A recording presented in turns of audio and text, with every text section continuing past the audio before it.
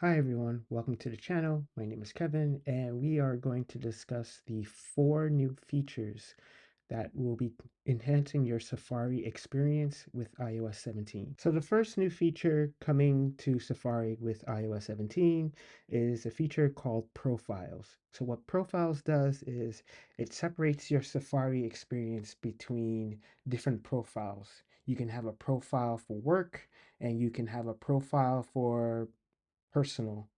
And the website data, the cookies, everything will be separated between what's on the personal profile versus what is on the work profile. So in order to set up profiles, you want to open settings, scroll down to Safari, tap on Safari, and then scroll down a bit, and then you will see new profile. If you tap on new profile, here you can set it up. So let's just tap one of these, just enter a name. We can put school, tap on done. And now you see that we have 2 profiles, one for personal, one for school.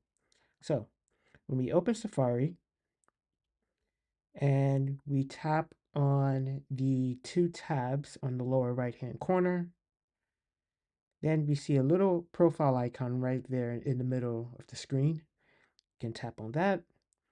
And then from here, you're able to see all of my Safari customizations. And at the very bottom, you will see profile. Tap on profile, and then you'll be able to switch between your personal profile and the school. So if I choose school, now it only shows one window as opposed to my personal, which showed multiple windows. The next enhancement is a lockdown to private browsing. So let's say, for example, you are surfing the web in your private browsing window for things that are not safe for work, and you hand over your phone to your friend or your family member or colleague. If that person taps on the Safari icon, then that person will have to either enter the iPhone's password, they would have to authenticate with Touch ID or Face ID. So in order to set that up, you want to open settings again, scroll to Safari since we're already there, and then we can scroll down, and then you will see require Face ID to unlock private browsing. So if we once we turn that on, let's go to Safari. We're going to long press on the same icon as before, and then we are going to select new private tab. And from here, you can see it being blocked, and I would have to authenticate with Face ID in order to open the private browsing window. With iOS 17, you are allowed to select different search engines between your standard browsing and your private browsing. So in order to do that, we want to open settings once again. We go back to Safari, and then we are going to search for private search engine, which should be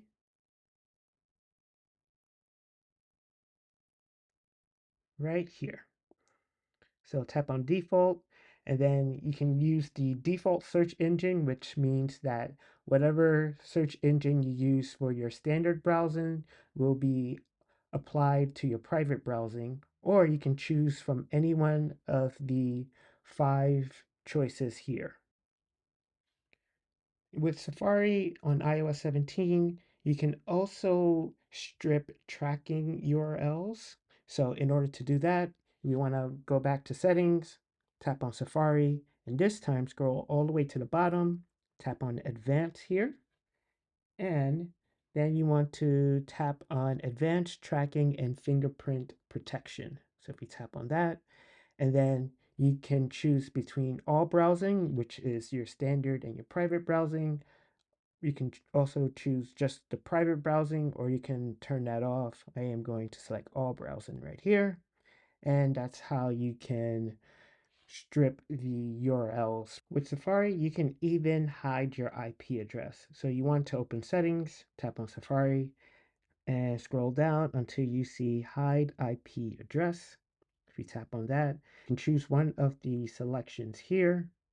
And I have trackers and websites, and I can also switch to just trackers only and finally to turn it off.